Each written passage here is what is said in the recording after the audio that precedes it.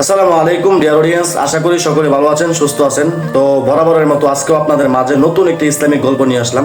তো গল্পটি হচ্ছে এমন, এক বালক একদিন মসজিদে ইমাম সাহেবের কাছে চলে আসলো, এসে বলতে লাগলো, হুজুর আমি আপনার কাছ থেকে কোরআন শরীফ শিক্ষা গ্রহণ করতে চাই। তখন ইমাম সাহেব তাকে বলল, তুমি কোরআন শরীফ শিক্ষা করার আগে তোমাকে আদব শিখতে হবে। তখন সেই বালক বলতে লাগলো, হুজুর আমি আপনার কাছ থেকে সকল কিছু শিক্ষা গ্রহণ করতে চাই। তখন সেই বালককে ইমাম সাহেব আস্তে আস্তে শিক্ষা দিতে লাগলো। আস্তে আস্তে দিন গেল, বছর গেল, কয়েক বছর পরে সেই বালক হাফেজে কোরআন হলো। সে যখন হাফেজ হয়ে গেল, সেদিন কাটাতে লাগলো।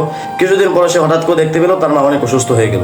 অসুস্থ হয়ে যাওয়ার পর সে দৌড়ে তার শিক্ষকের কাছে চলে আসলো। এসে বলতে লাগলো, হুজুর আমার মা তো ভীষণ অসুস্থ, আমি আমার মার জন্য কি করতে পারি? তখন ইমাম সাহেব বলল, তুমি তো কোরআনের হাফেজ, তুমি রাত্রে তাহাজ্জুদের নামাজ আদায় করতে পারো, ফজরের নামাজ শেষে তুমি তোমার মা বাবার জন্য দোয়া করতে পারো। তো ছাত্র সেই কাজ করতে লাগলো, ফজরের নামাজ এবং তাহাজ্জুদের নামাজ শেষ করলো, মার জন্য দোয়া করলো।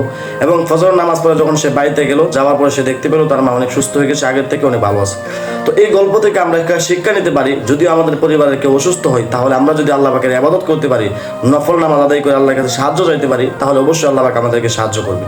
তো সবাই আল্লাহর কাছে সাহায্য নেওয়ার চেষ্টা করবেন, আর অসুস্থ হয়ে গেলে আল্লাহর কাছে সবার আগে সাহায্য চাবেন।